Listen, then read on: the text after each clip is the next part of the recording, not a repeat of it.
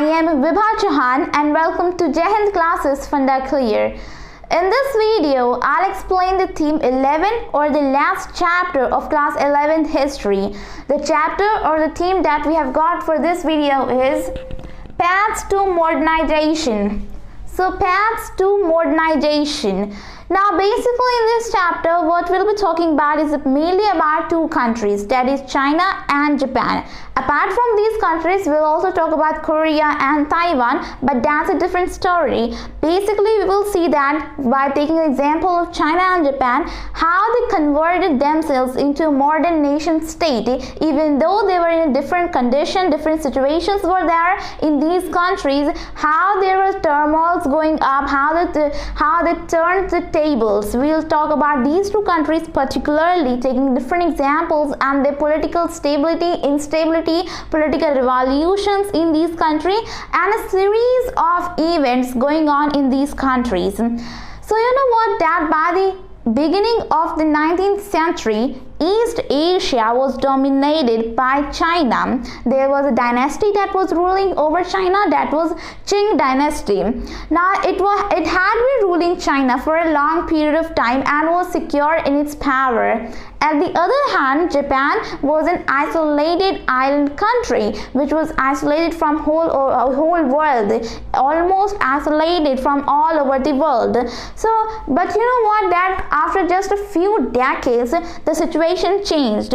Now China was in a turmoil where there were foreign invasions, indirect invasions as well, foreign control that was coming up in China, and Japan grew up as a colonial power which defeated Korea, Taiwan, China in 1894 and even Russia, a European power, in 1905.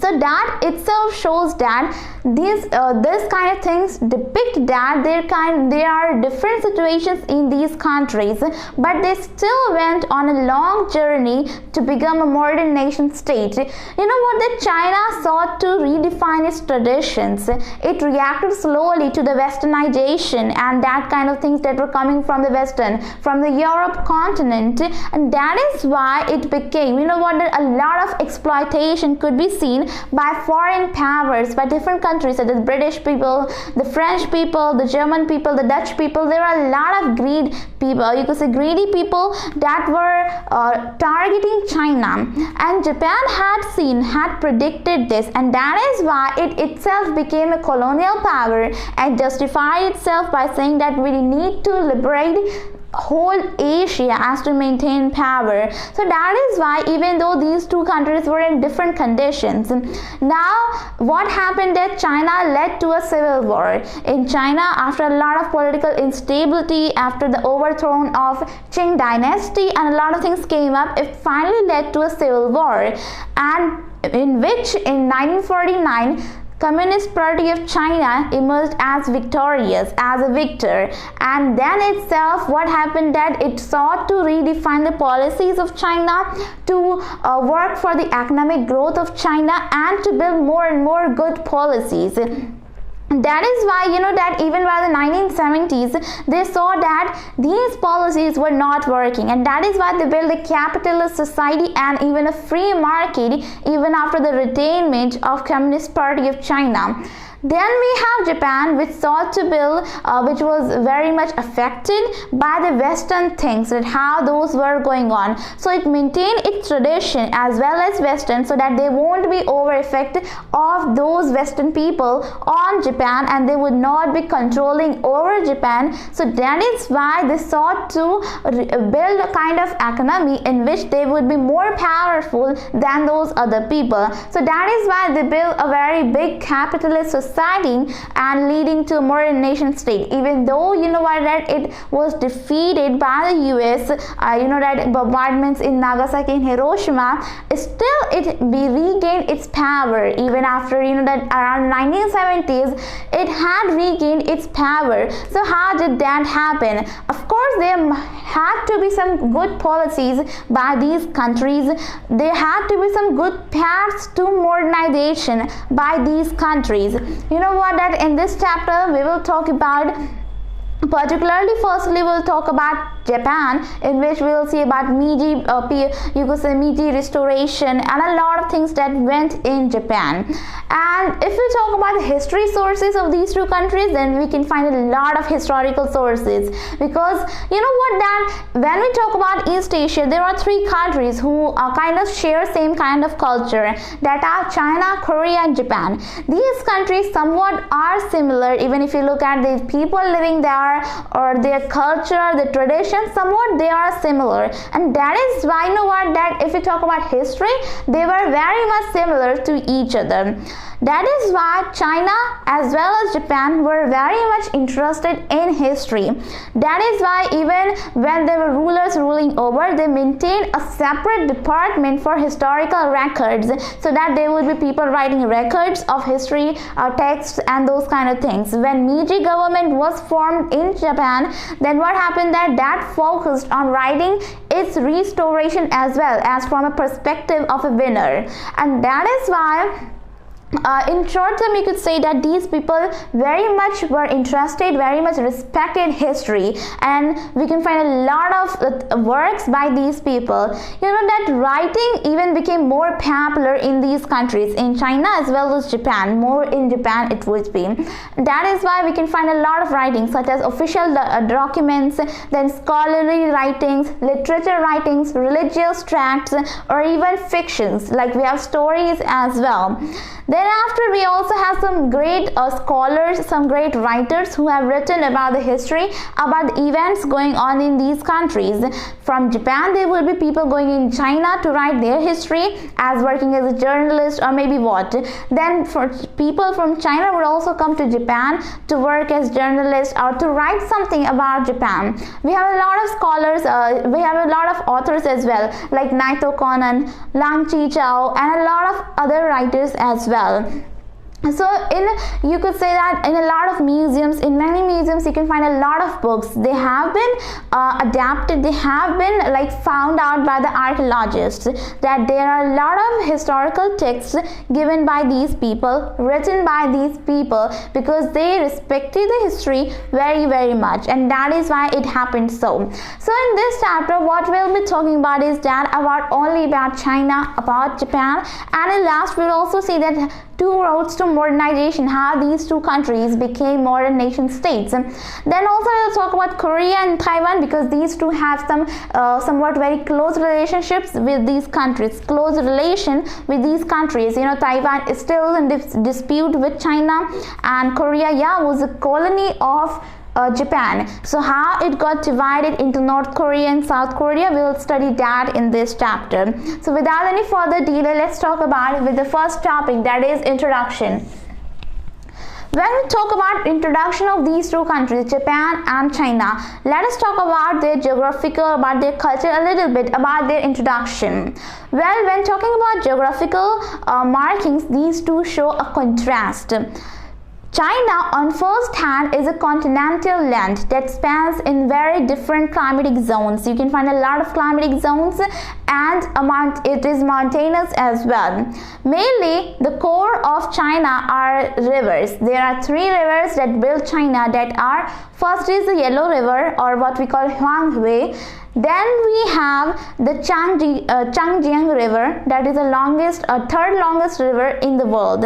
It is also known as Yangtze River.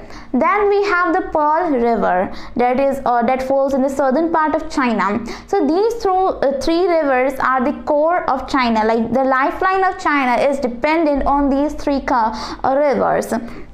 When we talk about people, there are a lot of ethnic groups, but the most dominant, the majority in China, are the Han people. Now Han ethnic groups, you do understand that what these are. So if we talk about particularly in China, there are a lot of Han people. Like from historical, you could say from history, they have been there, and that is why even today there is a lot of population of Han people in China. Apart from those, we have other people as well, like Uyghur, Manchu, Tibetan, and a lot of other people as well. Then talking about the language, well, the national language is Chinese, that we all know, or what is called as 𝓿 in Chinese.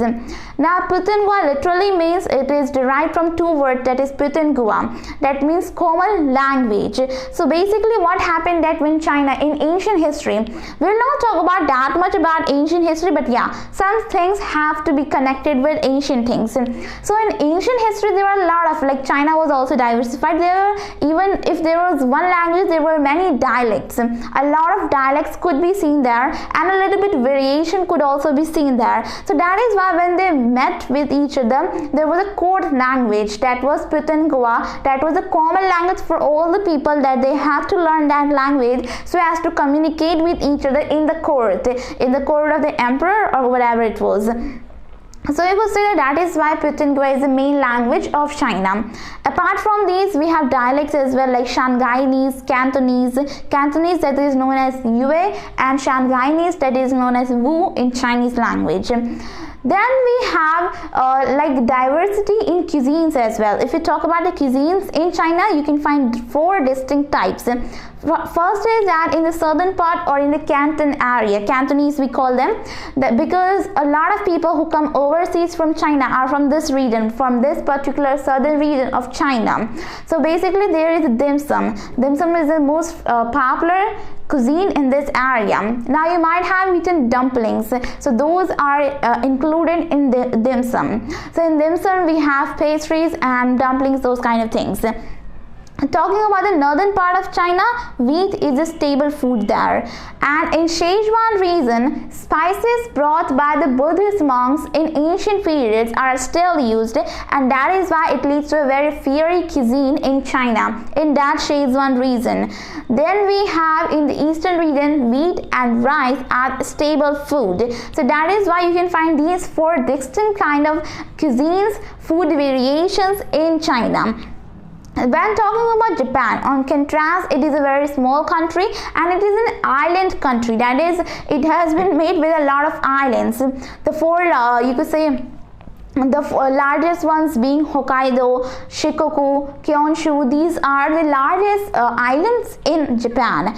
Then also we have Okinawan range in the southernmost part of Japan. So you can find a lot of small islands in Japan, as you could say that it is an island country. Then also it is a very mountainous area and a very active earthquake zone as well. Like it is situated in a very active earthquake zone. That is why frequent earthquakes can be suffered here, they can be felt here, because it is situated in that region. And it is also like the region that is Okinawa range is also in the same latitude as the Bahamas. Then talking about the people, then mostly are Japanese people, like the ancient ones being Japanese we call them. Apart from these people, we have Ainu minority, and then the Koreans who were forcibly brought when Korea was a colony of Japan. So we can find, and talking about food, then of course you can find rice, and the rice one being the most popular. Then we have fish, like the raw fish, that is the sashimi or sushi. There are 2 categories that has been seen, like that has been called by people very tasty. So you could say that these 2 countries mark a very contrast physical features. Talking about the geography, about the people, they are a little all different. Even you know that in language in Japan there are different languages. Like language is same, but the writing is different. Like there are hiragana, kanji, and katakana. So these 3 are the different types of writing, how it can be written in Japan. Well, they have been derived from other influences as well, because you know that from a long period of time Japan has been influenced by the culture of China. Even in the ancient periods, when the books were being written, when there was invention of paper in China, then of course it was you could say Japan was influenced by that. So that is kind of introduction to both these countries. This physical contrast could be seen in the medieval era, in ancient era, and in today's time as well, when it was going in a way to modernization. Then also it could be seen these contrast things. Now the next topic that we have got here is Japan, the political system. So Japan, the political system. Now let us talk about the political system that was established in Japan. You know what? By the 12th century, the king or the emperor was ruling over Japan. Like all other countries, it was a monarchy system that was in Japan. But after 12th century, this power, you know that there is one more group of people that came up, that were the shoguns. Now initially what happened that these shoguns ruled in the name of the emperor, even though they did not name themselves as a king or the emperor, but they were ruling under the name of the king. That is, directly they were controlling everything. That was mainly because you know what, that the king was considered as a descendant of the goddess Sun, because those people considered Sun as a goddess.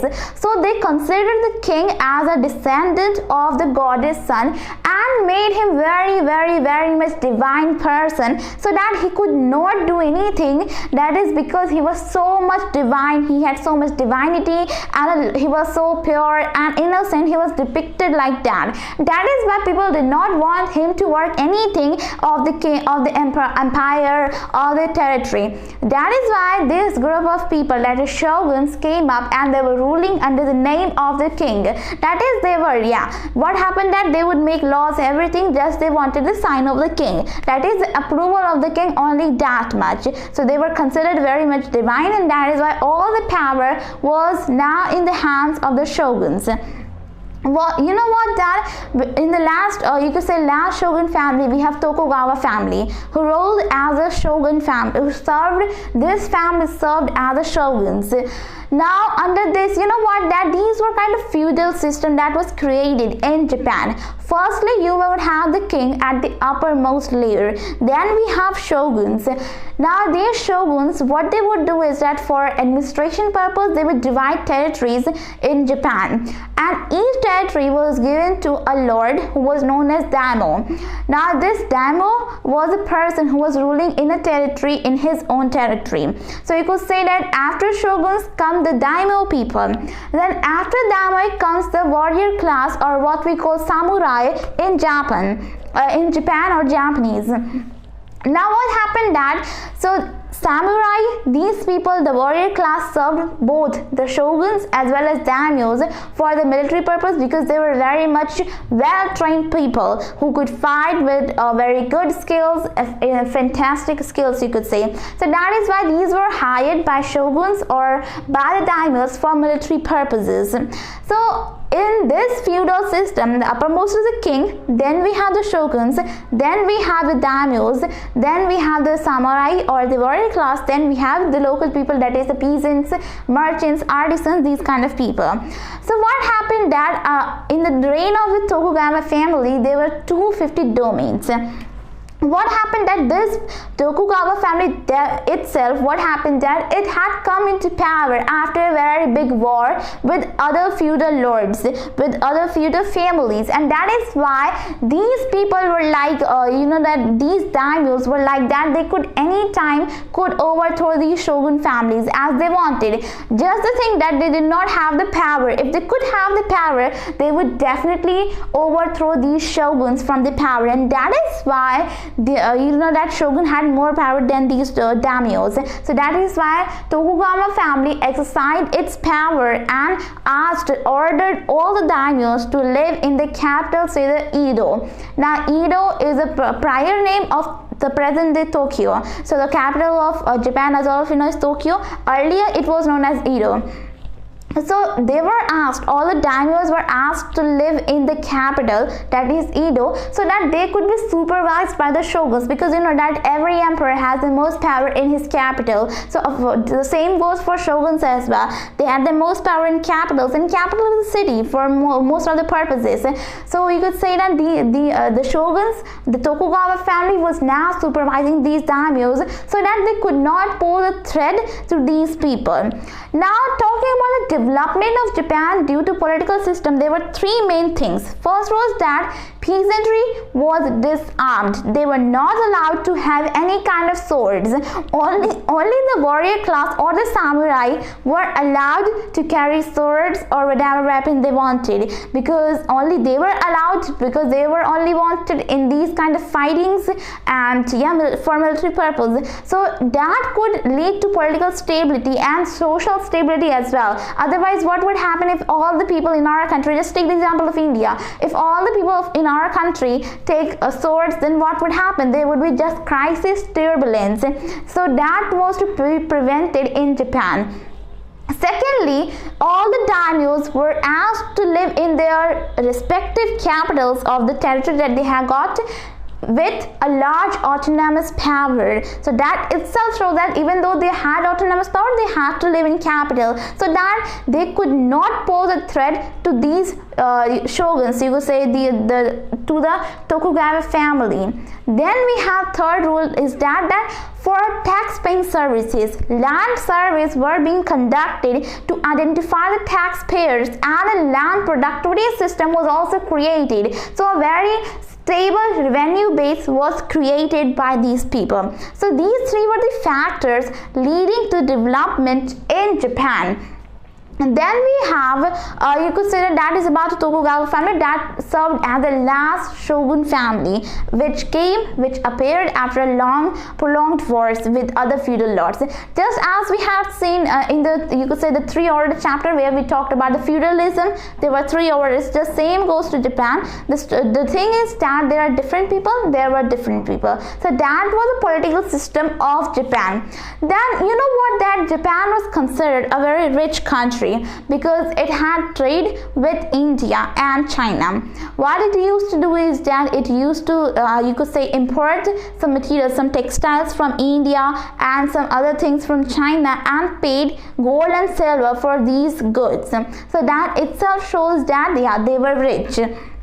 But after some time, as their resources were being drained, as they had to be paid in silver and gold, that is why the Tokugawa family said that no, we have to stop this, and that is why they lessened their imports. That also led to the establishment of a silk industry in Nichiren in Kyoto, where you could say that best quality of silk was produced. The silk that was produced in Nichiren was of the best quality ever in the world during that time. And that is why, you know what, the Japanese people, the people of Japan had learned that we have to, what they had more than India during that time was a vision.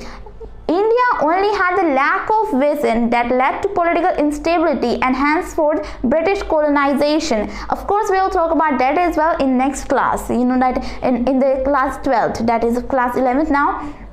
So what happened, that these people had seen that these kind of things, if we want to save our country as a nation, then of course we have to be united and we have to predict the future as well. During that time, reading was also popular. There were many writers who were solely dependent on writing purpose, because those reading books were sold at a large scale. That itself shows that there were a lot of weavers, a lot of readers, not weavers, but the readers were there. Of course, if we want to buy, then of course it was also very cheap in Japan. A book could be rented just at the price of a bowl of noodles. So that shows that how much reading popular in Japan. Also, you know what, that when talking about Japan, what it did was that after a lot of time, there were some social and intellectual changes, such as many people came up who were reading the religious texts and the historical texts and were questioning to what degree we have the influence of China on our Japanese cultures, because they now were thinking that even before the contact with China, we were still Japanese people and we were still having our own culture. These were shown by some very old texts such as the Tale of Genji, which is a fictional story, you could say, about the Heian court of Japan. Then we have some mythical stories created by them, which shows that these islands were created by God. These islands, that means the islands of Japan, of course. Then the king was the descendant of the goddess Sun. So these kind of things, now people begin to question to what degree they had been influenced by Chinese. Of course they were influenced, but not at that much degree they were thinking like that. So that was kind of political system that went on in Japan.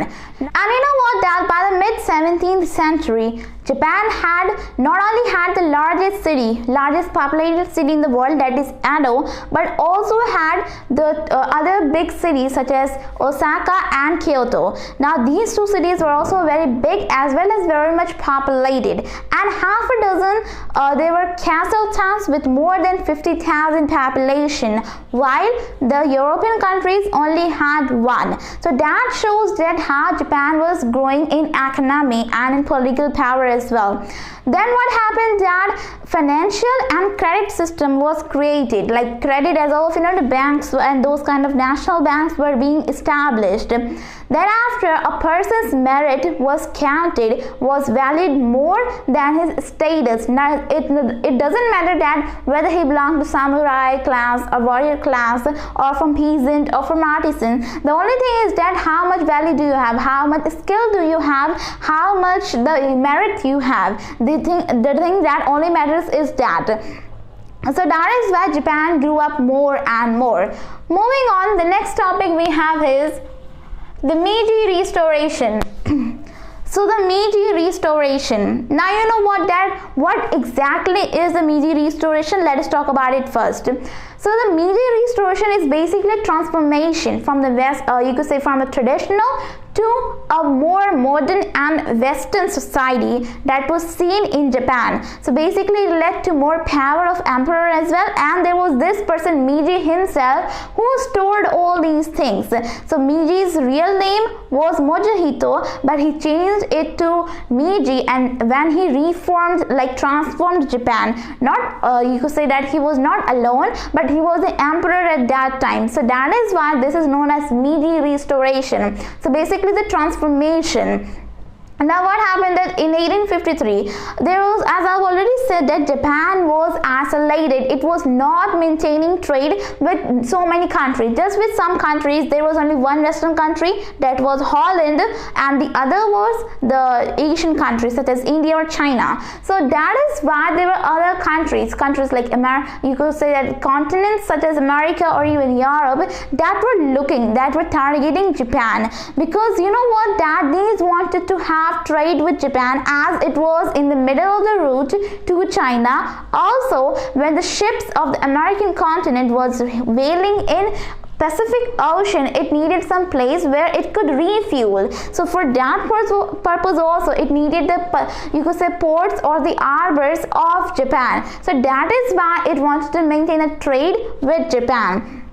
For this particular purpose, in 1853, America sent a commodore whose name was Matthew Perry. So Commodore Matthew Perry came up in 1853 and asked the government to sign a treaty for diplomatic relations between these two countries, you could say between these two continents, that is America and Japan, so that there would be more trade and flourishings between these countries. But you know what, that even if we go furthermore in these things, in you could say in detail, what happened that actually when Matthew Perry came up, of course Japan was not that much ready. Even he was not allowed to meet the emperor, as he was considered very much divine, that how could he meet the outsiders, how audacious of them to speak like that. So that is why he was not allowed. Earlier the emperor completely declined, you could say Shoguns completely declined that of course we will not tolerate these kind of things. But then what happened that Matthew Perry replied that if we don't do this signing treaty, then what would happen? We would have a war. So war or trade? Of course trade would be a better option. So that is why after Matthew Perry came up, emperor now regained his power. Emperor of Japan re-emerged as the symbol of power, and shoguns were reduced to a lower class, a lower power class, you could say. Their power was taken and was now given to to the emperor, to the king of Japan. He was a divine, still a divine king, but he now became the symbol of Westernization in Japan as well. What happened that now the king was wearing a Western cloth, like Western military costume. Then he would, in his name, many modern institutions would be built in Japan. Then after, we had a lot of different type of people in Japanese society. First were the ones who wanted, because they were seeing that they had the fear. Every Japanese and the government itself had the fear that they could be made into colony, as they were seeing the things outside the world, outside their country, that how other countries such as India and even China was defeated by British people, and India had already been colonized by the British people, and a lot of more countries were being colonized by the European powers. So the next star could be of Japan. That is why they wanted to reform their country. So first type of people wanted that they should not ignore the ideas of European people as China did, and that is why it was defeated. So they said that we should learn from the European people that how they are managing, they are seeing their models. Second were even though they had been using the technologies brought by the Western culture, still they were excluding the Europeans. Third one was those that wanted openings, but very gradual openings to the outer world. So the government, what they did was that when Meiji government came up, now the focus of Meiji government was that many officials, because they had already been feared that what could happen to Japan, so they wanted that, they had seen the example of India, that there was lack of vision in India, no sense of unity at all, and that is why it could lead to colonization at such a large extent in India. So that is why they wanted to turn the subjects into citizens, create a nationhood, brotherhood feelings among them, and to maintain the unity of Japan, they had to do it. So that is why, that many officials, government officials, were sent to study in European monarchies to see their models, how they were settling things, and then they would create their own emperor system. Emperor system here means that it has been used by the Japanese scholars, so that there will be emperor, that is of course Emperor Meiji. Then there will be bureaucracy as well as a military department, you could say, so that the emperor would not only have the power, but these three together would have the power. Then after, as the Meiji government came up, it made it model by seeing the officials that went to the European countries to study the monarchies, and those kind of things happened.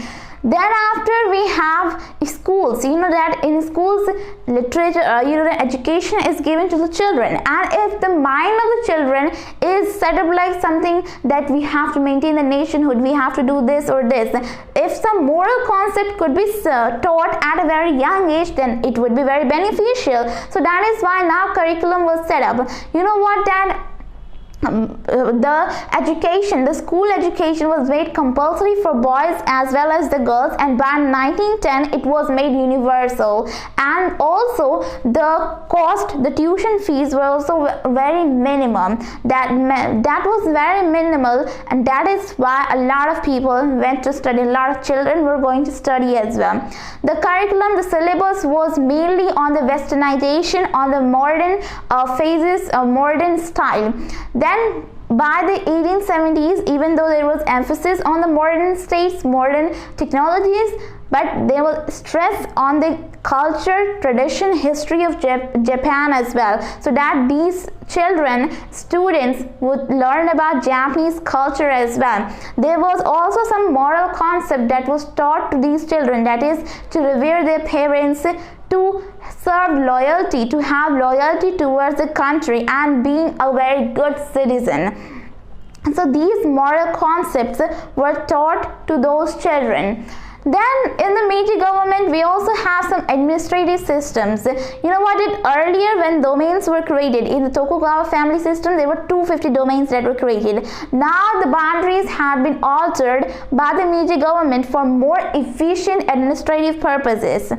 Apart from that, in addition to which, there were many other things that happened. For instance, what happened, that a lot of things like the political meetings, the political meetings, the political parties formation, and a very big censorship was created. You know what, there was ban on public meetings, political parties, clubs and their formations. Also a very big censorship was created. Of course this was faced, the government had to face opposition, but still it continued. Then again the Meiji government forced something like this again and again, something that could have a lot of opposition. You know that it did have a lot of opposition by the people. Those people who were the pioneers of the democracy were always in the opposition of this government.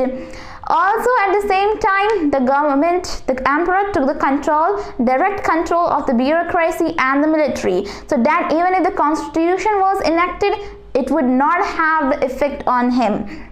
And then we have that there was a large army who was observed, like they were urging, and that is why it led to wars with Russia and China, in which both times Japan won. Japan was victor, and it led to, you know that in China we have the eastern region that is called as Manchuria region, so that was like taken by Japan. Also we have like some region that is Taiwan, that we'll talk about later as well.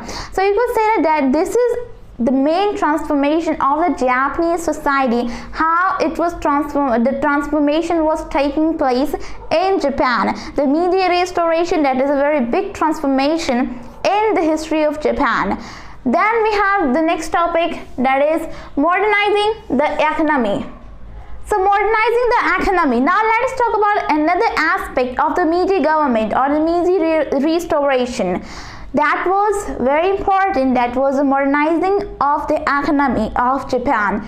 You know what, that the economic growth was being more and more as there was levying on taxes. They, like you could say that taxes were levied, that were the agricultural taxes on the peasants and other people. And even in that there was a system that firstly land would be checked, that how the land was, and then only how much it produces, how much that was, then only tax would be taken. So that was the agricultural tax that was being levied by the Meiji government. Then in 1870-72 the first railway lines of Japan was built, and first railways went on from Tokyo to a port of Yokohama.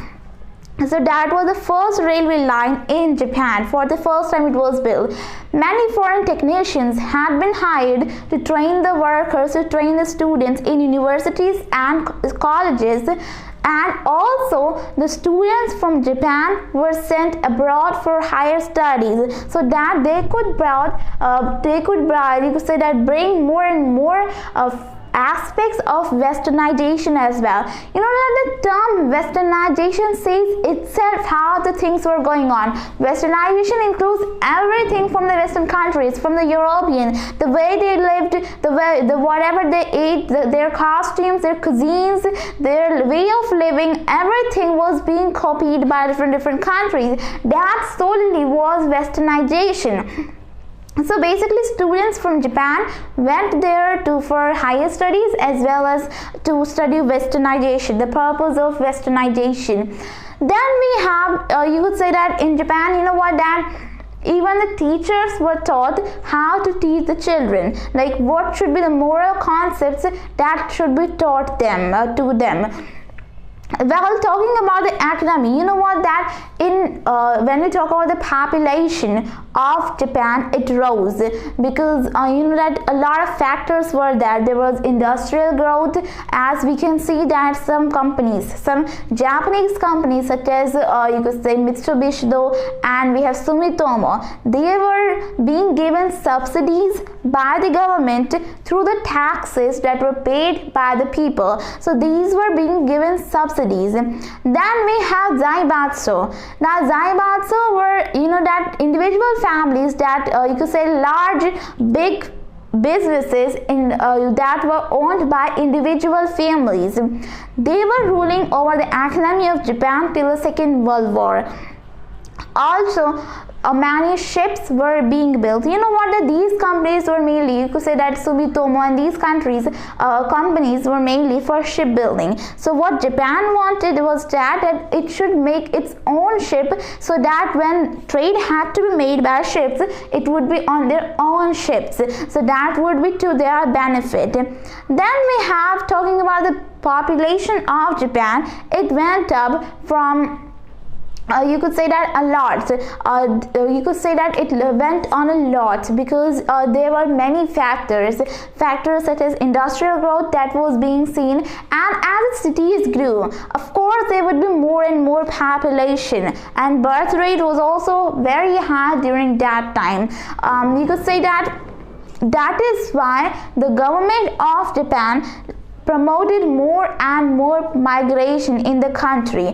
For example, in the initial phase, what it did was that it sent the people to the Hokkaido region. That was a very autonomous area and was very separate as well, so that there would be less population in the main city. Then after it sent to people to other countries such as Brazil or some other countries, so that there would be less people here. Talking about the population, you know what, that in 1920 the population in cities was around you could say 20%. That went to around 30%, 32% in 1930, and that was around 22.5 million people. So those many people were living in cities in Japan during that time. So that is how the economy of Japan was modernized. Basically, taxes were being created, and also national banks, you know what, bank systems were being created so as for more efficient you could say transactions between people. You know what, that the first banks were being created by the 1870s. A lot of banks after that were being created, and institutions as well. Then after we have the next topic, that is industrial workers.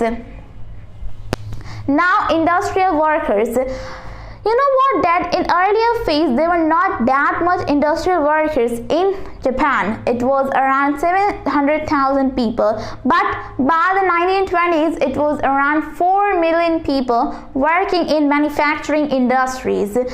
That was also disappointing because many of the people were employed in units which hired less than 5 people, and they neither used any machinery nor any technology. So that is why it itself was disappointing. Even though in that also, you know, that all the working population in these manufacturing industries, more than half were women themselves.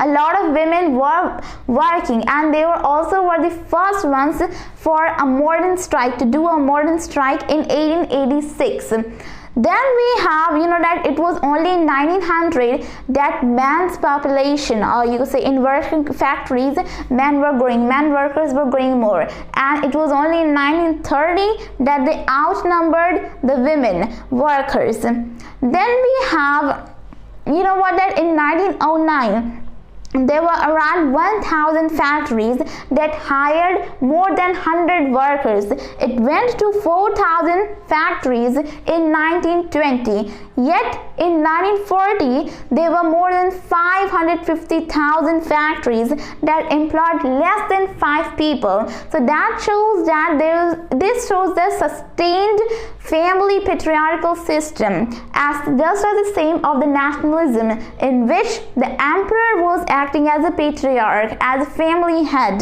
So that is why it shows that. Then we have, as there are a lot of industries going on, of course there will be land needed for that. You need a lot of things to set up industry.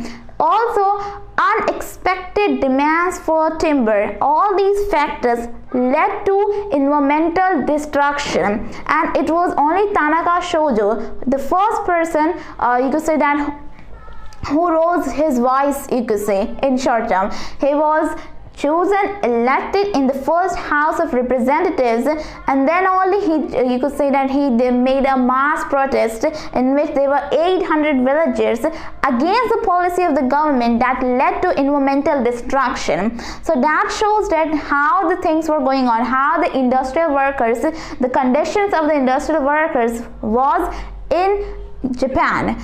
Now the next topic that we have got here is aggressive nationalism. So aggressive nationalism. Now let's talk about this topic.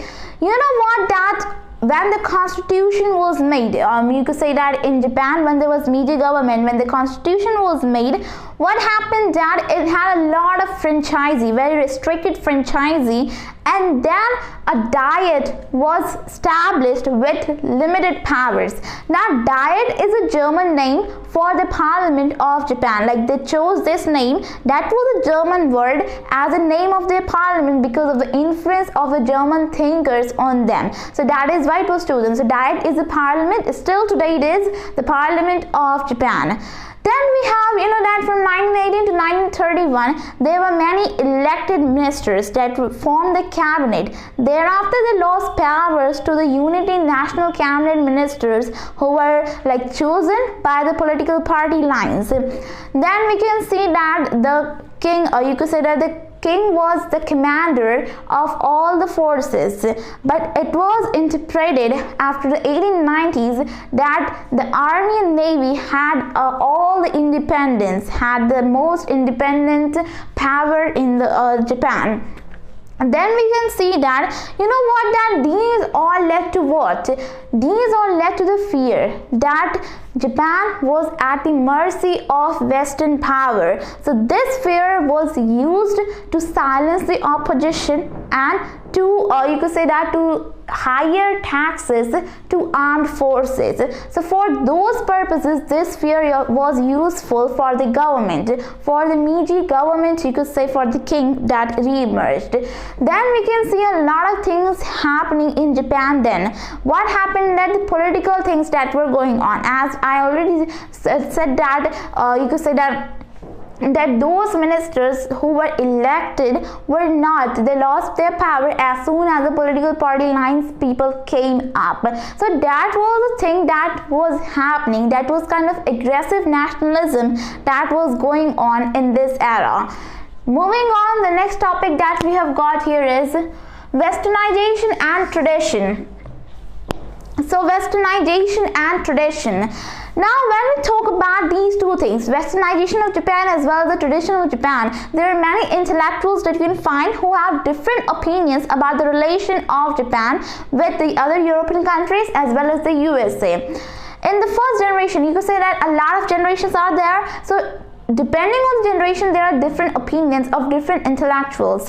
Like the first, when asked from the first generation, they said that many intellectuals say that the USA and the European powers have been the most civilized nations and the biggest aspiration of Japan. There is one more person, that is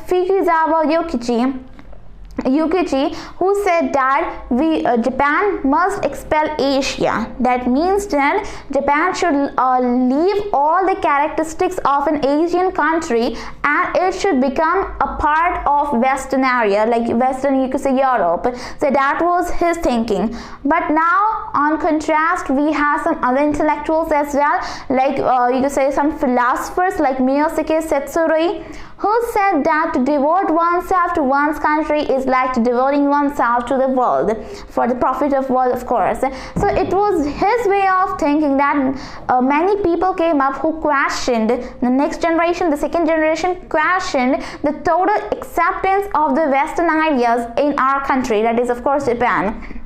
And that is why this philosopher said that we have to, all the countries need to have their own characteristics.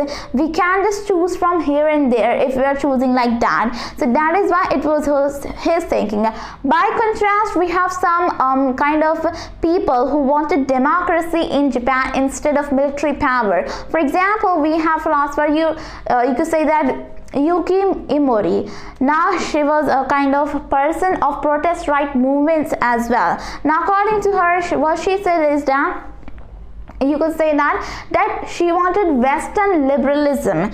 They were inspired protest right movement. This organization was inspired from the French Revolution, the doctrine of all the rights of man, about sovereignty, about the natural rights of men and women. Many of them also supported, or you could say that also stood up for the voting rights of women in Japan. So that is why, due to all these pressures, the Japanese government, the Meiji government, had to enact a constitution, had to announce a constitution, because this is the way we see Westernization and tradition, how their linking was done in Japan.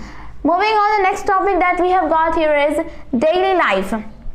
Now, when you see the modern society of Japan, what happens that there is a transformation in daily lives of the people as well, in the households of the people as well. It's not just that the political system is being changed one after one, the emperor is coming, the rulers are coming. No, it's not like that.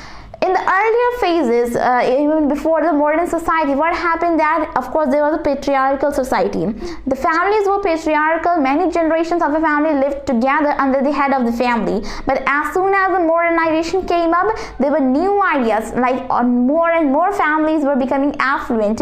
Many individuals were becoming affluent, and that is why more ideas of family came up. One of them, most popular, was you could say nuclear family, in which the wife and the husband were the breadwinners and the family makers. So that led to many other things as well. Now new ways of housing system, new ways of entertainment, new ways of home appliances were being were being made, founded, and even purchased by the people. There were many housing companies that provided cheap houses with a monthly installment of 12 yen for 10 years and 200 down payment. When in course, you could say that there was 40 yen, the salary of a bank person with a very higher education. His salary was 40 yen per month, and for a house you need down payment of 200 yen plus 12 yen per month for 10 years. So that shows, that depicts the daily lives of the people of Japan after the modern society. Of course, in households there will be changes, like products from America were now being used, like toasters. We have rice cookers, as rice was very popular in Japan, and also the grills, and a lot of many new appliances were being used now in Japan, as there were more ideas coming up due to modernization. Moving on, the next topic that we have got here is overcoming modernity. So overcoming modernity. Now you know what, that state-centered nationalism were only spread so much in the 1930s and 1940s, when Japan was trying to extend its empire in China and ultimately entered the Second World War after it attacked the US Pearl Harbor, and then you could say that it led to its attack in the Second World War. So it entered the Second World War arena, and then after a lot of things happened. While talking about, there was very much common question of overcoming modernity, that is how to combat West while being modern. There was a musician who was Morei Saburo, who said that we need to maintain this art of music, that is the art of spirit, rather than the Western things that are the art of sensory stimulation. He argued that it was not wrong for Western instruments, like it was not wrong that he was not opposing the Western music system. The only thing that he resented was that we were just simply, the Japanese people were simply rewriting all the Japanese songs and were just playing it on the Western instruments. We need to reject that. We need to do something else to make art of spirit, that is the music. Then there were philosophers like Nishinsky, who argued, like you said, that Keiji Nishinsky, who argued that we need to build a great East Asia, combining all the East Asian territories in just one under the control of Japan, so as to concept of moral energy. You know that he argued about the concept of the moral energy as well. It is a term taken by the German philosopher Ranke, Leonardo the Ranke, which we have talked about him in the previous classes as well.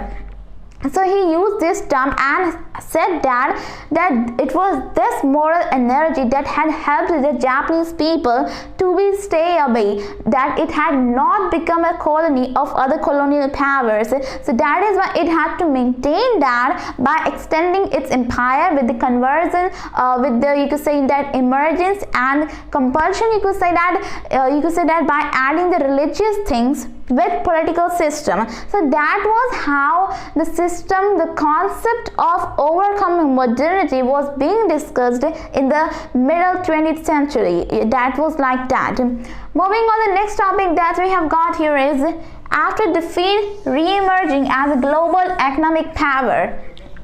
So after defeat, re-emerging as a global economic power, of course we are talking about Japan. As all of you know that in the Second World War, when it attacked you could say that the naval base of US in Pearl Harbor, that is why US also sent back its troops. And then we had very big bombardments, such as in Nagasaki and Hiroshima. We had seen such you could say that such deep bombardments, and that was the first time when nuclear bombs were being used by the US troops. Then only we can see that led to the defeat of Japan in the Second World War. In Second World War, Japan had lost territories by the Allied forces, and that is why now you know that after a country is defeated, of course its economy will be very much affected by it. Its economy will go down, decline very much. That same happened to Japan. But you know what, that after war, the post-war Japan had a kind of miracle that is considered as a miracle, that it grew up as an economic power and now it is a developed nation. Basically what happened, that the US-led occupation in the 1947 around, it had made a constitution, like a new constitution was enacted in Japan, in which there was Article 9, that was no war clause, so that there would not be any war. Then after we also have that with the support of the US and the demands of the Vietnamese and Korean wars, that helped Japan to build its economy more and more with new policies coming up. Then the post-war Japan had a kind of miracle, that it was growing more and more. In 1960s, it held the Tokyo Olympics as well. That itself shows that how it had re-emerged as a power. Now again, at the same time, it was just a coincidence or whatever you want to call that, at the same time Shinkansen was being run in Japan. Shinkansen, that is a bullet trains in Japan. At that time, the speed of these trains were around 200 miles per hour, but now at present it is 300 miles per hour. That shows the development of that country. Then after we also have a lot of industrialization, lot of industrial development in Japan. But at the same time, we also have cadmium, which led to a disease killing a lot of people, and also the adverse effects of the industries on the health, and there were a lot of victims of these kind of things.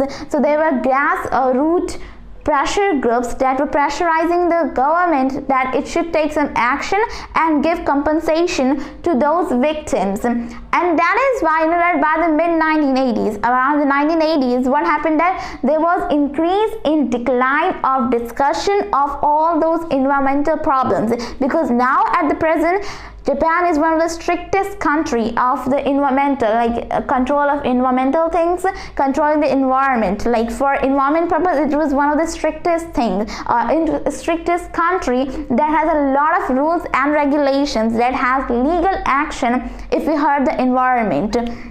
Then it still faces a challenge that it is using its technology and political power to establish itself as a developed nation in the world. So that is how the journey of Japan takes place. Earlier it was defeated by the US, as that the US people had argued that it had to be done to shorten the war. Then again, people of Japan said that the casualties caused by this was unnecessary. A lot of people died, around 2 million people died. So that itself is a very big amount. So that is why, that after defeat it had a lot of problems, a lot of things. Then a kind of miracle happened. Of course not a real miracle, but yeah, it was a real miracle in Japan, as it could build its economy in such a short period of time as a developed nation. Compare that to India. Have we done that? No, because you know that in India there was a lack of vision, that people could not see how the Britishers were devouring them, how the Britishers were kind of establishing their rule one by one in some territories of India. Moving on, the next topic that we have got here is China. So China. Now, till now we have just talked about all about Japan. We have seen that how it has grown on in a modern nation state, how the way it took the way to the modernization. Now let's come to our next country, that is China. Of course, we're not going to talk about the ancient history because there are a lot of dynasties. The thing that you need to know is that how it is the way it is now, how it became the way it is now. You know what, that in China there were three things that had to be asked. First was that to regain their sovereignty. Second was that you could say that how to encounter the foreign exploitation, foreign invasions. You could say that many humiliation that was given to them by the foreigners. Thirdly, removing all inequalities and the development of the countries. So these three things had to be gained in China, and in the earliest of the years it had been you could say that into the minds of people, and a lot of philosophers were talking about it. Now when it comes to the development of China, or what we call modernization of China, there were three different kind of reformers in China. First was with the parallel to the Qing dynasty, that was some people like Kang Youwei or Liang Qichao. These people use the traditional ways to cope with the Western methods. Like their way of thinking was that using traditional methods and some kind of new methods as well, with some aesthetic things, to counter the West, that is to cope with the Western things and to maintain their country. Second were the people who took the example of West and Japan. They saw their example and wanted to run on their paths. These people were such as Sun Yat-sen, who was the first president of Republic of China. Then thirdly, we have the Communist Party of China.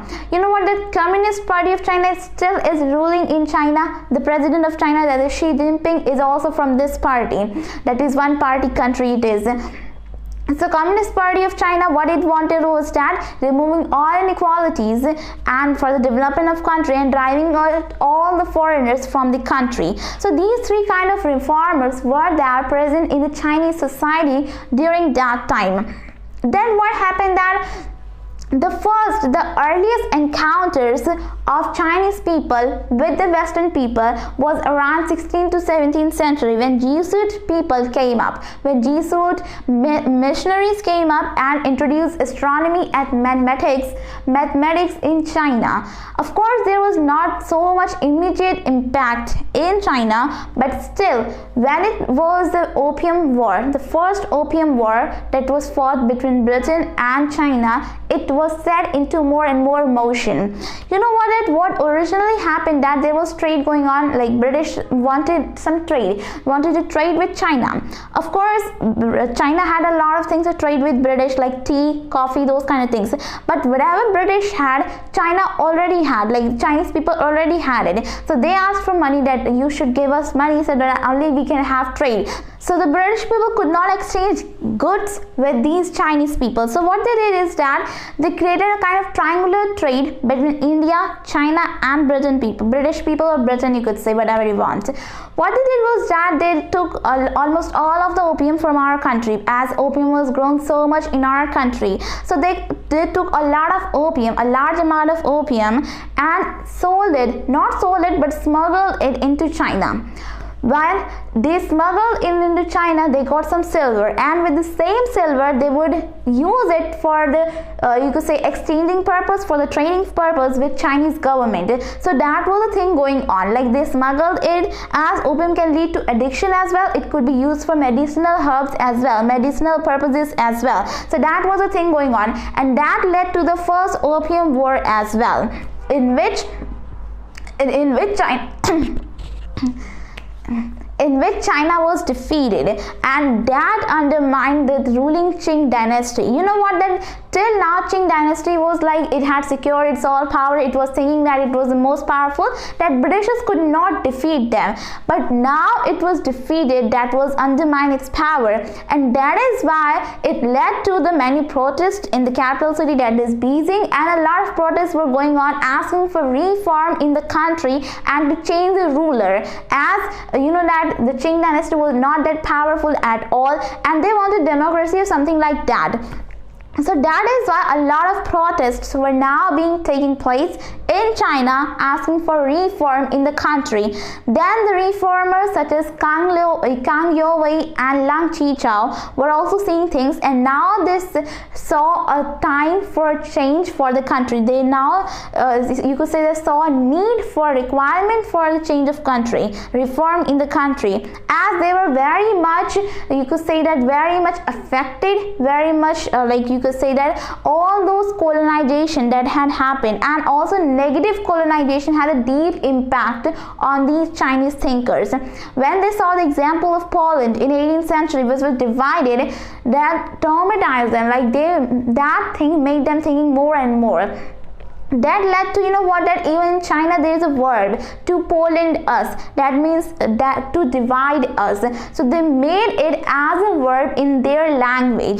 So that itself shows that how much deep impact was of that division of the country. So that is why they were seeing the negative impacts of colonization, and they did not want to be colony of any other power, because you know what, that even though directly there was no made colony in China, no other foreigners stepped into it, but still indirectly they were controlling all the economy and they were controlling everything in China. So that they did not want. Then also they had the example of India, where they had seen that how the things were going on. You know what, Liang Qichao said that India is a country which is ruled by a non-country East India Company, because East India Company was just a company, not a country. Then he also said that Indian people are so cruel that they kill their brothers, that is their own Indian people, because you know what, that a lot of, you know, that British people did not have that much army, that they took all the army from the England. They instead used many Indian people as well as for recruitment of their armies. So that left the impact on the common people as well, because in wars they could see that there were Indian people in British armies as well, so they were killing their own people as well. So that could leave a deep impression on the common people as well, and could lead to the spread of the views of these thinkers. So it was said by Liang Qichao that the Indians are being subservient to the British. That is not right. So that was the thing. Apart from this, there was another thing that grew up in China, that was Confucianism. That is the teaching of Confucius and his disciples, which talked about the practical wisdom, about good conduct, which led to many practical things in China, leading to many institutions, and a lot of things happened due to these teachings, because these were considered very much important. Then also we have a lot of students from China were sent to Western countries such as Britain, England, or you could say that France or some Japan as well. They were sent there as to study the modern aspects of the life, to study modern subjects, so that they would come back to their country China and then would spread these things. Many of them came up with many ideas, new ideas. Not only that, they even became Republican leaders. So that itself shows that how the things went on in China, like about the modern depiction of society, how they wanted modern society and how their things went on. Then after we have the next topic, that is the examination system. So the examination system, you know what, that after the first Russo-Japanese War in 1905, which was fought on a Chinese land, for a Chinese land, but it was a war between Russia and Japan over a Chinese territory. Of course, it was like that. So after that war, there was the traditional examination system of China was abolished. Now this examination system was for the civil purposes, like whoever was selected would have to would have degree and could have a very big job if he had higher ranks. Then what happened, like it was just like civil services examination. You know what, this examination was held twice in 3 years, and it was very hard as it had to be written in 8-legged essays with the traditional Chinese languages. That showed that whoever, that a lot of people went there, but only 1 to 2% could pass it. And that itself shows that how hard it was, and it was merely focused on literary skills of a person, not his practical skills. Then also it was for the purpose of beautiful talent. That is, whoever passes this, he is beautiful, he or she is a beautiful talent. What happened that there were a lot of people, but the job opportunities were less. So even if there were job degree holders, they would not have jobs if they are low degree holders. Only if they have very high degree holders, then only could they have big jobs or some kind of jobs. Many of them were left jobless as well. Now, this examination system acted as a barrier to the modern sciences, to technology, because it merely focused on literary skills, not on the talent or the skill of that person. That is why after the Russo-Japanese War, in which Japan won, as all of you know that. So after that war, this examination system was abolished, and now there is no such system. You know what, that this examination system has been like for a long period of time in China, but now it was demolished or abolished, whatever you say. Moving on, the next topic that we have got here is establishing the republic. So establishing the republic. Now let us talk about how the republic was established in China. You know what, that in 1911, the Meiji Empire that was ruling over China was overthrown, and a republic was established under Sun Yat-sen. Now this person, Sun Yat-sen, is known as the father of modern China, who established the modernization. You could say the modern China he established. So that is why he is known as the father of modern China. Well, there was a reason behind the overthrow of Meiji Empire as well that we'll discuss later. Let us talk about Sun Yat-sen. Now this person came from a very poor family. He studied in missionaries, where he was introduced to terms such as democracy and Christianity.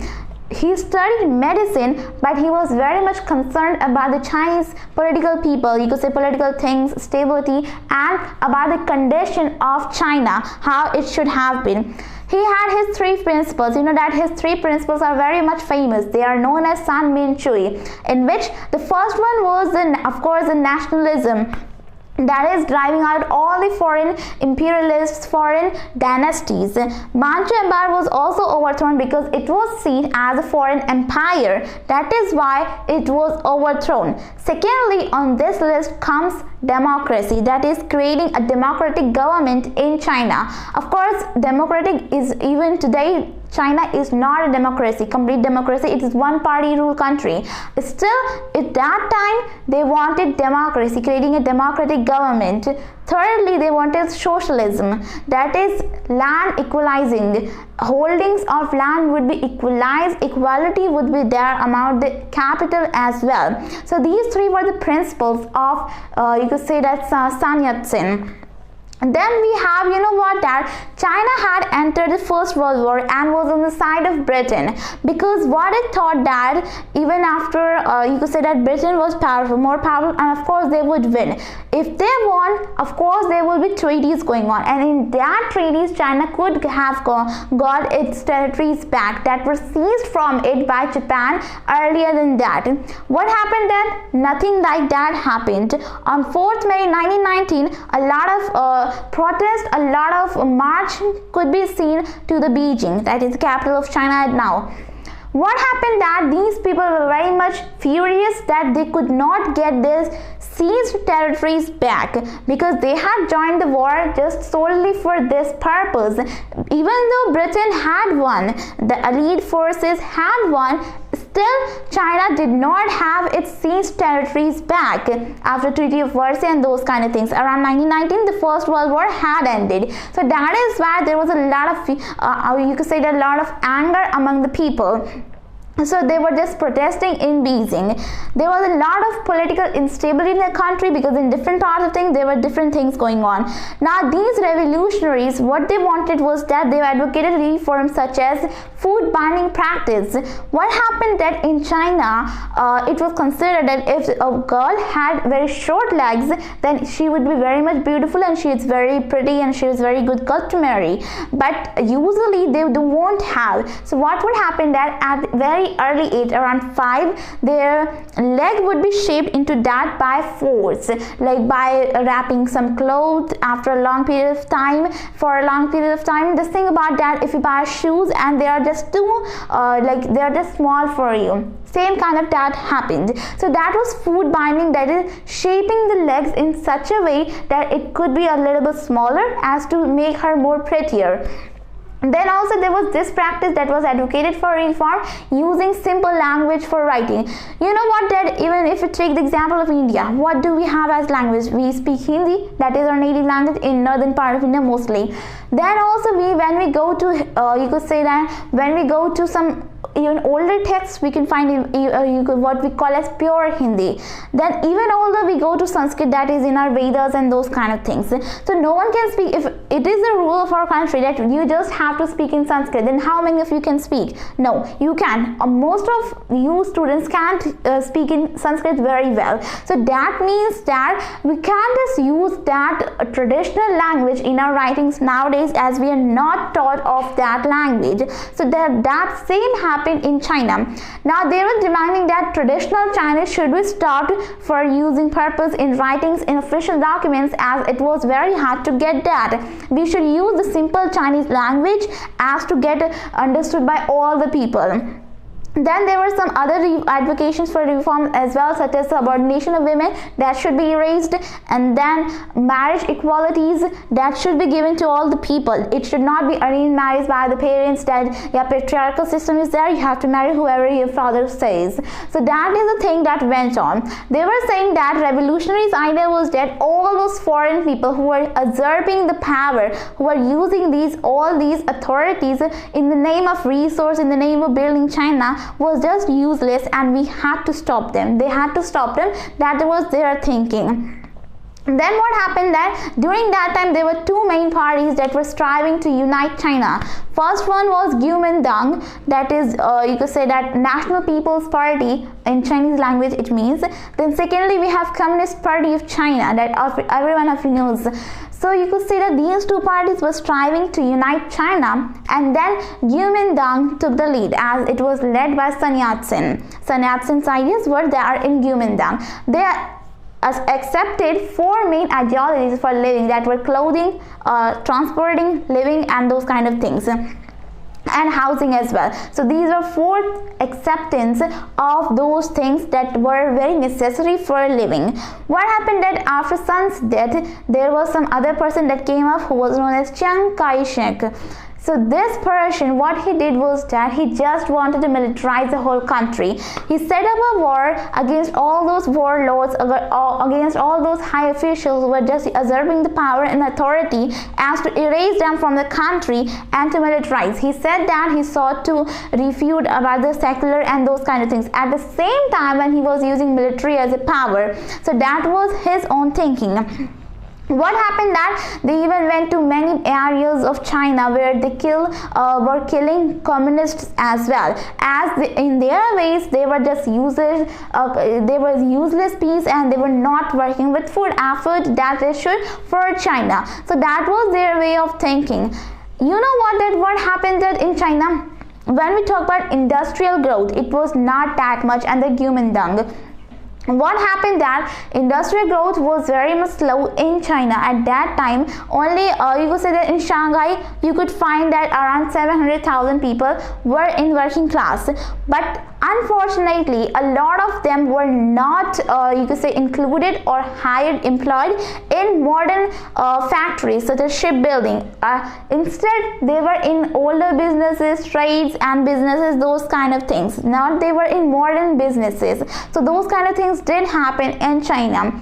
So Guomindang lost its social base as that in the three principles of Sun Yat-sen, the third one was about the capitalism. That is, you could say that's socialism, not capitalism, but it's about socialism, reducing, removing, eradicating all capitalism. But this, you could say Guomindang now was not focusing on peasantry. They were just ignoring peasantry. Rather, they sought to establish a military power government in China. So that is why CCP was also gaining some power now.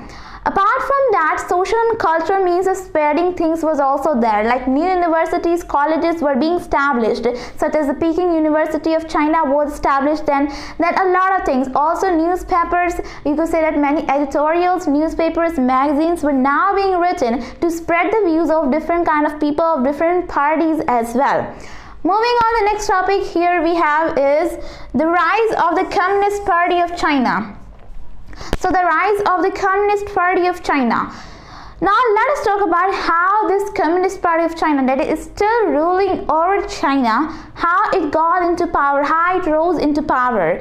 Well, you know what, that in 1937 there was a war between China and Japan in which China had to retreat, and it was mainly fought by Guomindang because they were in the power now, then you could say. So that is why they had to retreat, because Japan was more powerful, and that led to many weakenings of China. After the war, you know that China was defeated in the war and Manchuria region was given, was taken by Japanese troops. So after the war, China was very much weakened by Japan, and a lot of things happened in China, like the prices of all the commodities were rising 30% per month between 1945 to 1949. This shows that all the poor people or even middle class people now could not afford, a lot of people could not afford these commodities. And in rural China, there were two type of problems that the people were facing, that the villagers were facing. First one was the ecological problems such as deforestation, floods, earthquakes, and soil erosion. These kind of things happened due to war, and they were ecological, not mainly because of war, but they were ecological problems they had to face. Secondly, socio-economic problems, that is, you know what, tenure systems, they had to pay, revenue they had to pay, and they were in indebtedness. So that is why these kind of man-made problems were also there, and they were suffering from it. At the same time, in 1921, CCP was founded, that is Communist Party of China was founded just after the Russian Revolution. During that time, Russian Revolution was in power, had just ended, and leaders such as Trotsky and Lenin were on a world tour, kind of world tour. They were roaming or visiting different parts of the world, and now they wanted to make Comintern, or the third national international body, that would lead to a kind of prevention from exploitation in different countries and establish a socialist society. But that was merely focused on Marxist ideas. The traditional Marxist idea was that workers would have to do the socialist revolution. That was their main purpose. And finally, in 1943, this was dissolved as it was merely focused on the Soviet interests. So that was the thing that went on. It was not able to help Communist Party of China, as mainly it focused on workers that could not be seen that much in China. Then after, we have a leader from Communist Party of China, that is Mao Zedong. Now if you think about the popularity, how it arose in power, then all the credit goes to this person. Like, he was the person who made CCP more and more popular in power during that time.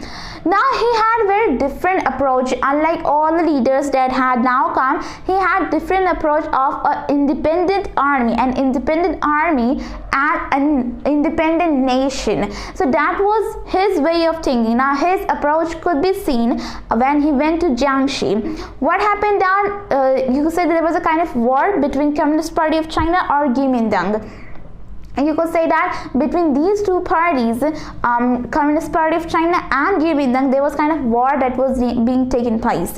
What happened that in Jiangxi, it was a mountainous area, so they went there. Communist Party of China went there, and even main Soviets. Mao Zedong personally supported the ideas of women, the struggles of women, and that is why he even made that divorce, you could say simplification of divorce, the marriage contracts could not be for sale or by purposes. Then also arranged marriage has not to be there, like the girls would not be forced to marry this person or that person. So that kind of things, he supported the rural women's organizations, and a lot of peasants organizations were also focused, like he himself focused on peasantry very much, and that is why councils or soviets of peasants were also formed.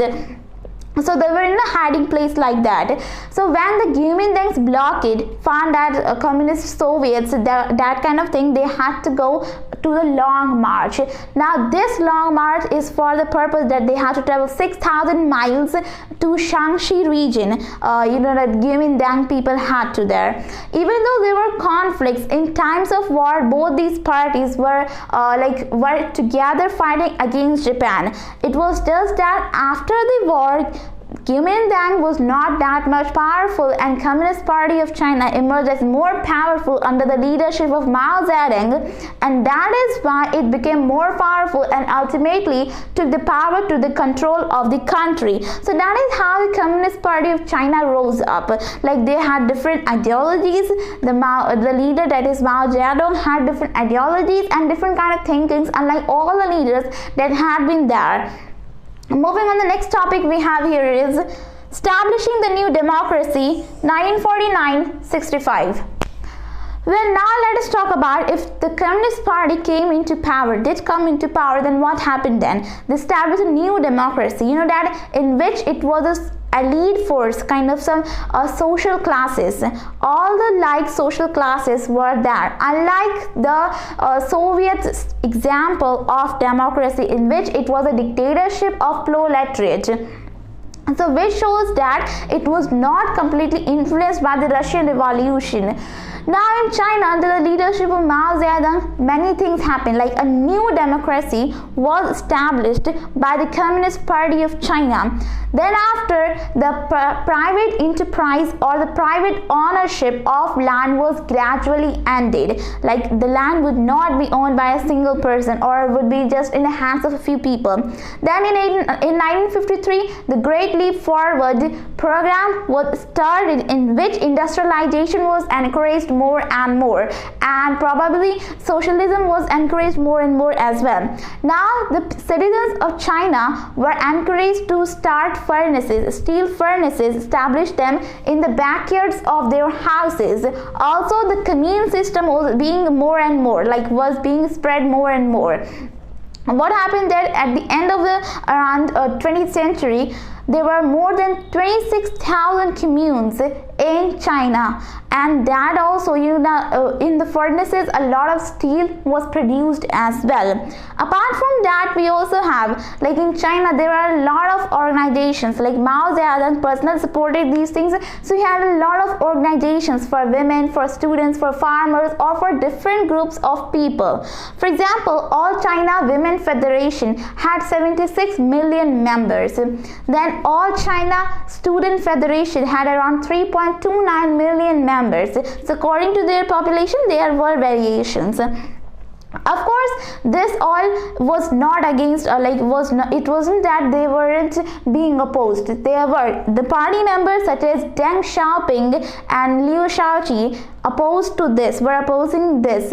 Why was it so? Because they thought that this was not the way we have to go. We have to be more and more on industrial growth. Also, the steel produced was not industrially usable. So that is why these kind of things happened.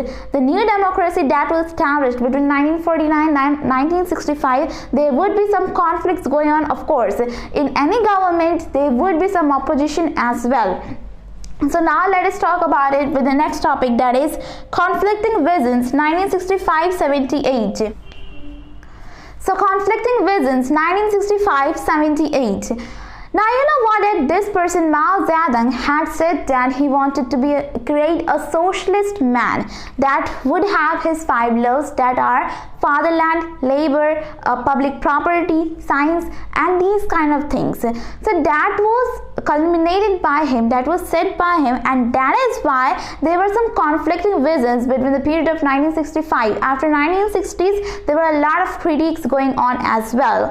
Well, there were 2 parties, like Maoists, who were in support of Mao Zedong. Of course, they wanted that, Maoists said that, to create a socialist man against versus those people who objected his emphasis on ideology rather than the expertise. So that kind of thing led this party to create the Great Proletarian Cultural Revolution in 1965, in which it was like after this, China had weakened a lot. The economic growth had retarded and a lot of things happened in China.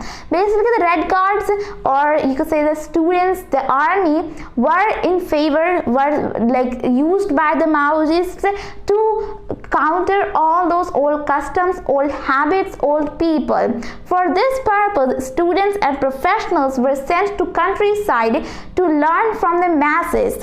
Ideology that is being communist is needed more than the real practical work that was there. Denunciations were also like this. You know what, that denunciation slogans became more important than a rational debate. Then only we can find that after this cultural revolution, China had weakened again and a lot of things happened. Like, you know that a lot of things, turmoil was created in China, a lot of things, like political instability was there, economy was still declining, the industrial growth was not that much, the overall production was not that much. So it was because of these conflicting visions that were led by different type of people, different type of groups, and for the Communist Party of China. Now this party was also severely injured, like its power was taken back, and you could say it was affected very severely. Moving on, the next topic we have here is reforms from 1978. So reforms from 1978. Now let us talk about it. After 1978, what happened in China? Well, now the party was under the hands of Deng Xiaoping. What happened that he had seen that what had happened during the Cultural Revolution. He maintained a strong hand when he introduced his socialist policy in the market. Then after, we have seen that in China, at today, if you looked at, there used to be a lot of critiques in China saying that we should opt for this method, that method, or something like that. At the 60th anniversary of the 4th May, or you could say that 4th May revolution, we had seen that on 4th May what had happened. We had seen that. So on 60th anniversary, you know what, that now the focus of this party, the Communist Party of China, now is focused on 4 modernization, namely defense, science, and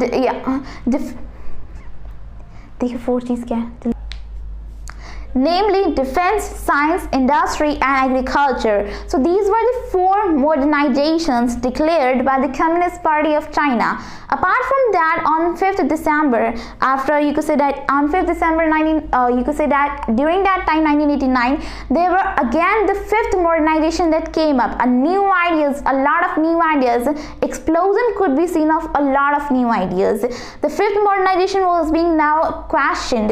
That is, people were now asking for 5th modernization, that was a democracy. That if the country was not a democratic country, then how could we achieve all those other things? So now they were demanding for a democratic way of living. You know what, that Communist Party of China had allowed debates in the country, and you know that debates, discussions, those kind of things, only if the party was not questioned. So as long as the party was not questioned, it would still go on.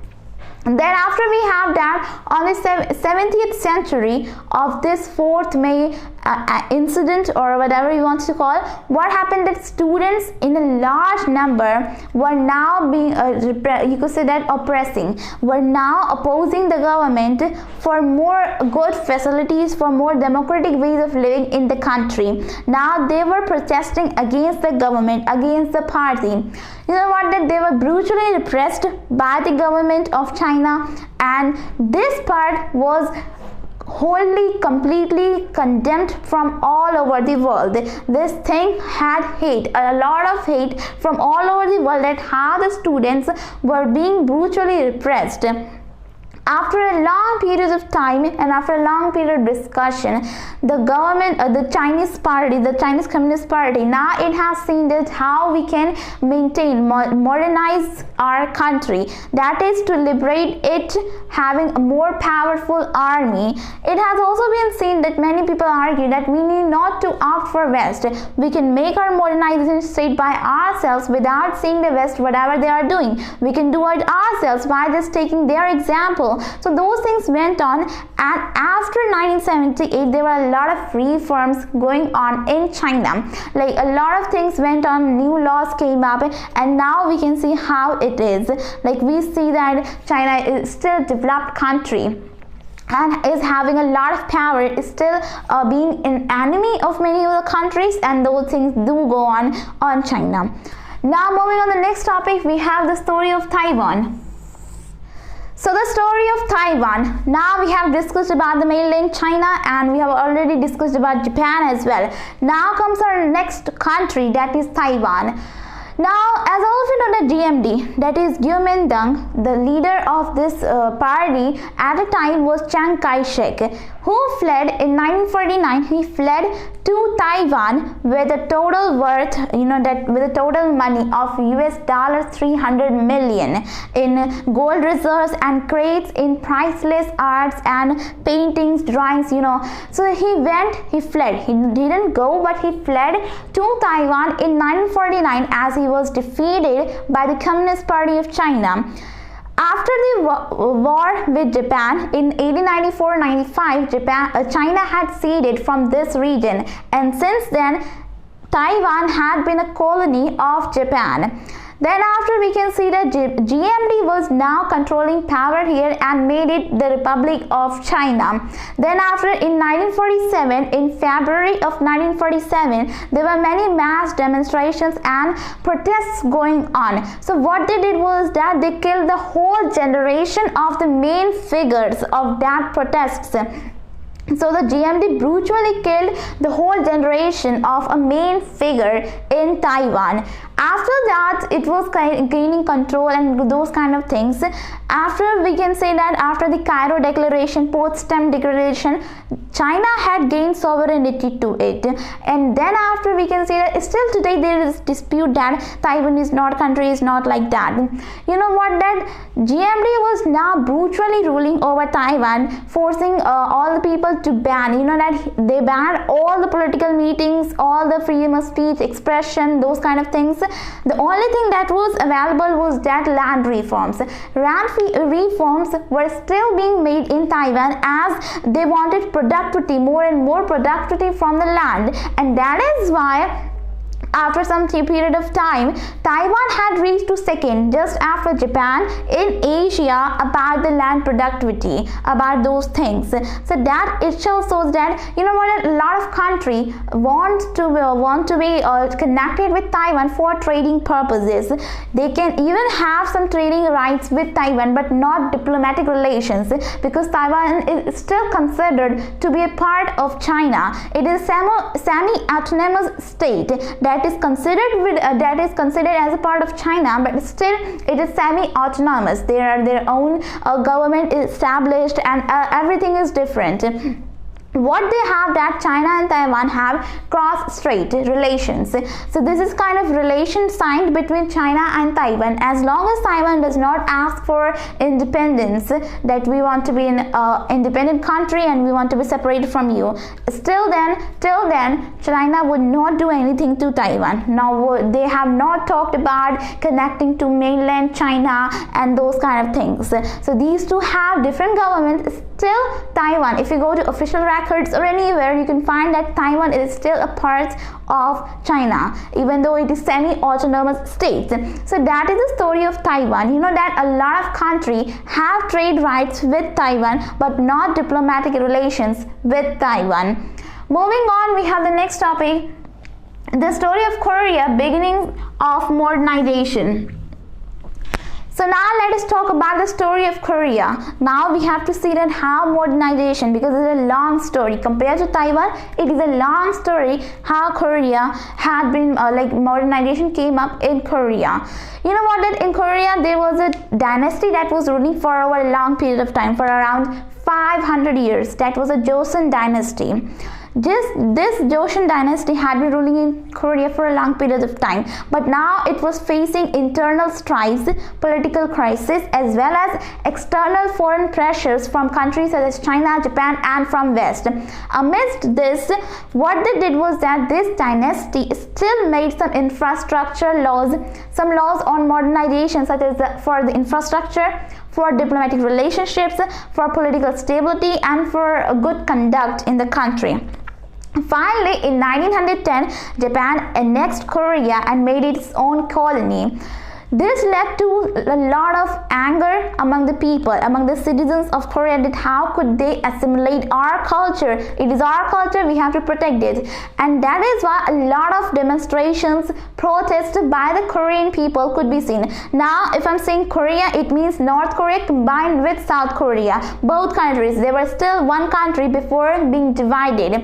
So it was under the control of Japan. It was only after the Second World War, when Japan was defeated, that the Korean people had their independence, that they got their independence. Still in what, they get division as well. Like the northern part was now under the control of Soviets, and the southern part was under the control of the UN, you could say UN, United Nations. So that is how they got divided. It was just for the administrative purpose, but now that temporary thing has become now permanent, as different governments are in these two different parts. That is North Korea, we all know that who is there, a very talented person, as we all know him. And in South Korea there is different government. So we can see that that particular thing led to the division of this country into two parts. Even though they are very small, they are still two countries. So that is how the beginnings of modernization took place in Korea. Now moving on to the next topic, a post-war nation. So a post-war nation. Now what happened that when we talk about it, in 1953 finally there was in the Cold War era, there was a fight or a war, not just a fight, it was a war between North Korea and South Korea. Now North Korea was supported by the communist China, then the South Korea was supported by the UN led, you could say US led UN forces, like the forces of UN who were led by the US, you could say like that. So there were war between these two countries, and after war, like it took 3 years, not just 3 hours, but 3 years for this war to be stopped. And after 3 years, a lot of casualties could be seen. Nothing came up, like neither of these countries won against each other. They just were there as they were. So that is how they still, they agreed to be divided, because they were fighting over each other. They wanted to continue unite the country, but that could not be possible because now they were already divided. And that is why after 3 years of war, they now finally got a complete division, North Korea as well as South Korea. And then we have that after war, inflation took place. A lot of inflation took place in Korea. A lot of things happened. Economy was completely zero, and industrial growth was also not there. Casualties could be seen. Loss of property as well as loss of lives were there. So that is why South Korea had to depend on US for the economic purpose, for building its economy. Then at the same time, in 1948 elections were held. You know that in 1945 they got independence, and what's more is that interesting fact here is that they have the same independence date as that of India, that is of 15th of August. Not the year, but still the date is same of 15th August. Then we have, that in 1948 the first elections were held in South Korea, where the prime minister came up, who was 𝓒𝓱𝓪𝓾𝓱𝓪𝓷. Now this is of course Korean name, I am not able to pronounce it correctly. So you know what, that this person he had become the prime minister in a very legal way. The elections were okay, the procedure was okay, but what happened that when he came into the power, after that he made in illegal ways, he made himself as for more time period of a prime minister, like for 2 more services, for 2 more terms of offices, he made himself as a prime minister of South Korea. That is why that led to the outburst of the people. Now they were against that, and how could that be possible? Then after a long, that is known as April Revolution. After the April Revolution, another party came up, that this Ri government had to resign, and another party came up, that is Democratic Party of Korea. Then it came up, but still it was not able to answer all the questions of the citizens and not able to fulfill the demands of the citizens. At the same time, students' unions and more protesters were growing up, like unions were growing up that could not be seen by the military people. Like they were not able to swallow that how could that be possible, that these students are coming up gaining popularity. It could be that the next day they would be the ruler of the country. So that is why finally a coup was led by the General Park Chung-hee, and he led the coup and just overthrew all the government, overthrew democratic government, and then he became the ruler, the next ruler of South Korea, and that led to many developments as well. So let us talk about him with the next topic, that is rapid industrialization under strong leadership. So rapid industrialization under strong leadership, and now as I've already said that this Ri government was overthrown by a coup staged by the General Park Chung-hee and other military officers. Now after that, in October 1963, elections were held and Park Chung-hee was elected as the Prime Minister of Korea, particularly talking about South Korea. Then after that, he made a lot of reforms in the country that led to the advancements of the country as well. What happened that it shifted from the import inversion policy to the export oriented policies, that is more and more export would be done from South Korea now. And after that, a lot of things, that Korea developed so much thanks to all those bureaucrats who were there, well-trained bureaucrats, well-trained leadership was there, educated people were there, and also the ambitious entrepreneurs who were there, who also were responding well to the incentives of the government. Then after, at the dawn of industrialization in South Korea, almost all the workers in Korea were educated, well literate.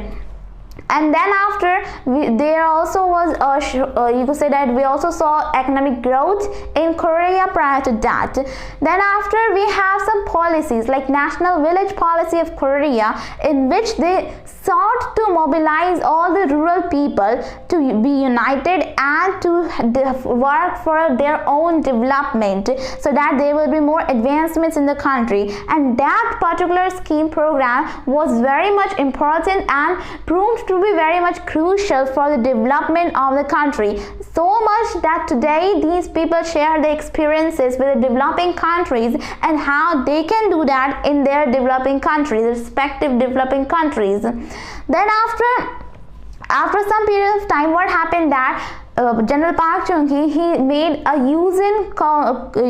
constitution, a new constitution, which was named as Yusin Constitution, according to which he got all the power. He was the president, not the prime minister, but the president. According to which he got all the power, authority of judiciary, of legislation, of jurisdiction, of territory, of military, and of everything, so that it would be against the spirit of democracy, wouldn't it be? All the power. He even made his tenure for a longer period of time. He even extended his tenure. It was only in October 1979 that when he was assassinated, that his government had fallen. Like he didn't resign, but he was assassinated in October 1979 and was like moved out from his own office. So that is how, you know, that in Korea you can find a lot of things. Like you will say that the first thing is that the people were educated very much. Like literacy matters the most. If the people are conscious about themselves, then they can do for themselves. What lacks in India is the education, isn't it? Like there are a lot of people who don't even know what this is or that is. So we need to spread awareness among the people. Then after exporting policies, like they were having advantage in exports and also in industries, particular industries like in non-ferrous metals and in some particular things they were exporting.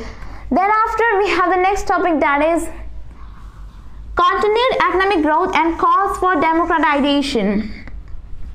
So continued economic growth and calls for democratization. What happened that after this person died, like after Park Chung-hee died, now people were asking, demanding for democratization, that there should be democracy in our country, we need to be democratic. Like unfortunately, again in December 1979, a military coup came up under the stage of Chu Do-hwan. Now this person, Chun Do-hwan, was also a military general who now wanted to come in power. Of course, the students at the who were studying in universities, many students and a lot of people were protesting against that we need to be democratic, not like this. Yet these were brutally repressed by the government, like by this general, and according to an indirect election, he got chosen as the president of South Korea. Now what happened then? It was a lot of protests were going on, still nothing was going on. Even if there was economic growth, like you know what, that apart from this, if we live democracy, there was economic growth, no doubt there was, but what lacked was that people were not allowed to freely make political, you could say political groups, communities, having political meetings, those kind of things. They were not allowed, and what was more, that military martial law was enacted in the country. That is why, for example, you know that in a province of Korea, that is Gwangju, in that province students were still coming up even in martial law and saying that no, stop this martial law, we need not this martial law. Still they were brutally beaten or even killed like that. Then after, if we talk about the economic growth, it rose to 13.2% in that year, in that particular year, leading to more economic growth of the country, more advancements of the country, new media is coming up and new literacy level coming up in Korea. Then after, you know, that a brutal thing happened, that is a university student was killed. He was killed by torture. So he had death by torture in custody in inquiries by the generals, like not the general it's himself but his authority. So that is why now not just the students were coming in protest, but even the middle class people were now coming in protest against this government, that you are doing it wrong or something like that they had. And that is known as the National Democracy Movement for the democracy, for democratization in the country. And that is why after that this government finally had fallen behind, and a new concept of democracy, new chapter of democracy in Korea opened as this person resigned and had to move out of his office. So we have seen that even if there was a very strong leadership, even if there was advancements, Korea it still is, like you could say that its capital city is Seoul, and a lot of companies like Samsung and a lot of companies are from South Korea itself. And also we have very big entertainment industry in South Korea. So it does have a lot of advances, but there are dark realities behind it as well. Moving on, the next topic we have here is Korean democracy and the IMF crisis. So Korean democracy and the IMF crisis. Now, as I've already said that the last general that came up was Chun Do-hwan.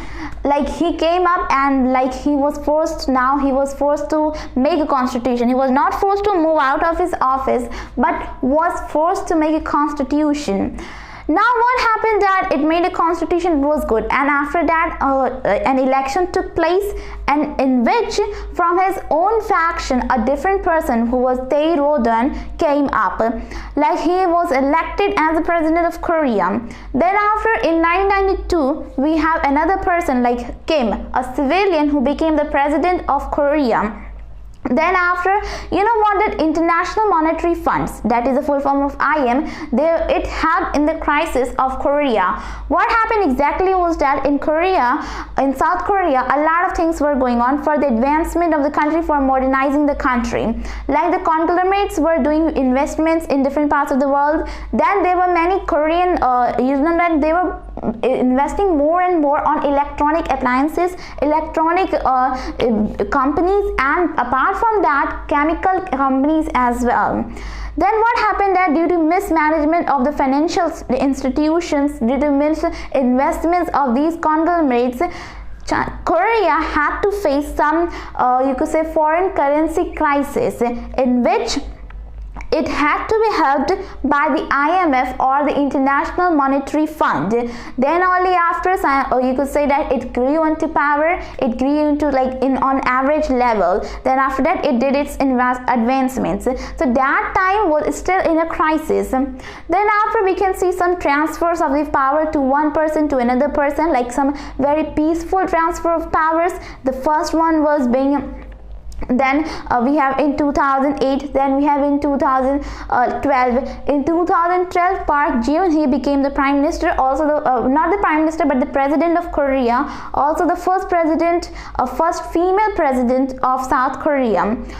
And interesting fact is that her father was Park Chung-hee.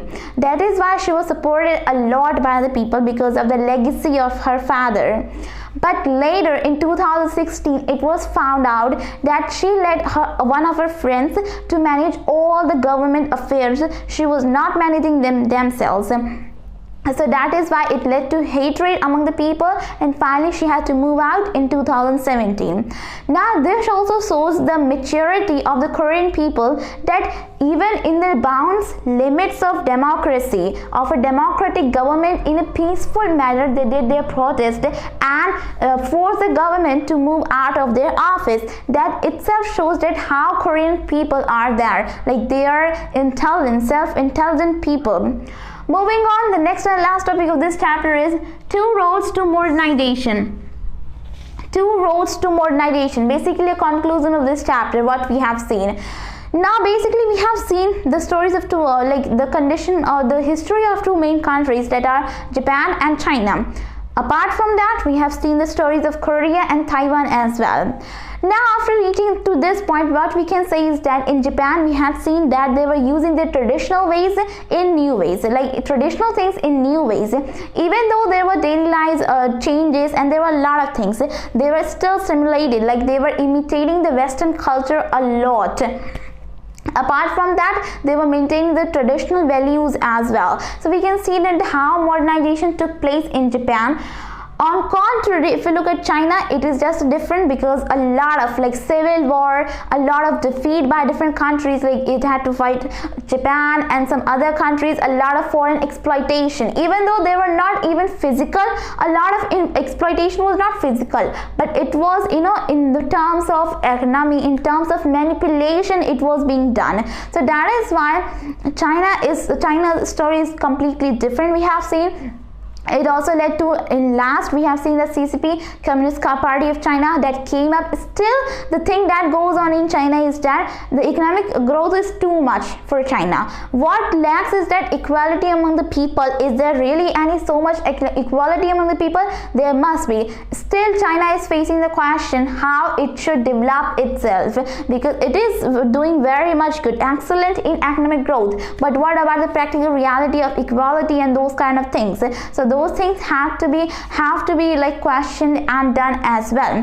So this is all we have covered in this chapter, and we have seen basically in this chapter everything about China. Of course, not everything we will be discussing, like all the dynasties that ruled over there. That is not of our importance from our academic purposes, from exam purposes, or any of them. What is important, that is how they became what they are. So that is all we have covered in this chapter. I've covered all the topics and subtopics, and now this class 11 history has been completed. Next I will start the political science of this class, so stay tuned for the upcoming videos. Thank you very much.